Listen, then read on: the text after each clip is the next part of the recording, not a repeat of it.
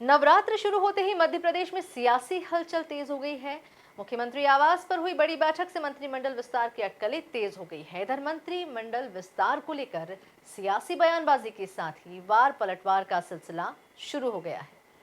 देखिए, कांग्रेस के पास हम लोगों के अलावा कुछ बचा नहीं है। वो इस तरह से ही आरोप आलोचनाएं इन लोगों को लेकर बात करती है। रही बात मंत्रिमंडल विस्तार की, तो वो माननीय मुख्यमंत्री जी का विशेष अधिकार है। कब किसको क्या जवाबदारी देनी है, वो मुख्यमंत्री जी तय करते हैं। हमारा केंद्रीय नेतृत्व, प्रदेश नेतृत्व तय करता है। रही बात कांग्रेस के आरोपों की, तो ये आरोप लगाकर ही राजनीति करने का काम करते हैं। इनके पास मध्य प्रदेश में कोई काम बचा नहीं है, तो टीवी पे कैसे आ जाएं, दिख जाएं, छप जाएं, कैसे हम अपनी बात को रख पे अपने गुट का प्रतिनिधित्व हो जाए, इसलिए ये काम करते हैं। रही बात जो मंत्रिमंडल को लेकर आप कर रहे हैं, निश्चित रूप से माननीय मुख्यमंत्री जी प्रदेश की चहुमुखी विकास के लिए काम कर रहे हैं। कब किस साथी की कहाँ पे उपयोगिता है, वो हमारा संगठन भली भांति जानता है और उसी हिसाब से हमारा संगठन काम करता है।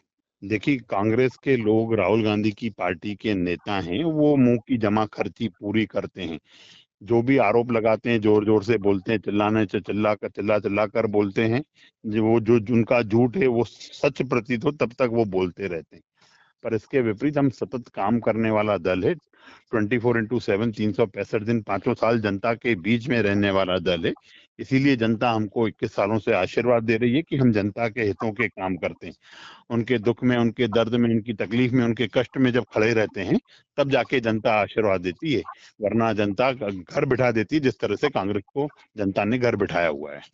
विस्तार की तो बहुत अधिक आवश्यकता है। मध्य प्रदेश को विस्तार और परिवर्तन दोनों की आवश्यकता है, क्योंकि जिस तरह की अंधेर नगरी चौपट राजा वाली स्थिति मध्य प्रदेश में इन्होंने बनाकर रखी है।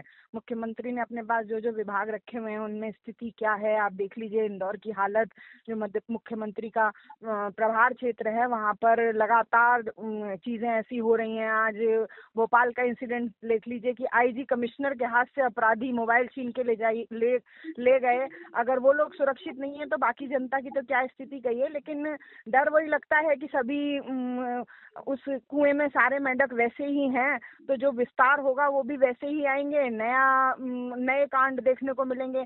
तो मुझे ऐसा लगता है कि अगर विस्तार हो भी तो उसके बाद मध्य प्रदेश को कोई ऐसी चीजों का सामना ना करना पड़े जो आज करना पड़ रहा है, और कहीं ना कहीं थोड़ा सुधार देखने को मिले। पर मेरे हिसाब से तो सभी इस कुएं में एक जैसे हैं, तो विस्तार के साथ साथ परिवर्तन भी बहुत जरूरी है।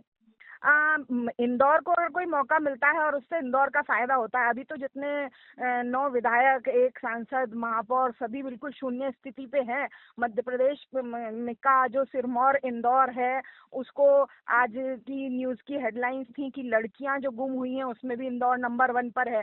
तो कहीं ना कहीं इंदौर के जो जनप्रतिनिधि हैं वो अपना ही स्वार्थ पूरा नहीं कर पा रहे, वो इंदौर के बारे में सोचना कब शुरू करेंगे। अगर इंदौर को कोई प्रतिनिधित्व मिल भी जाता है तो उसके बाद इंदौर की कितनी भलाई हो पाएगी, ये बहुत सोचने वाली बात होगी।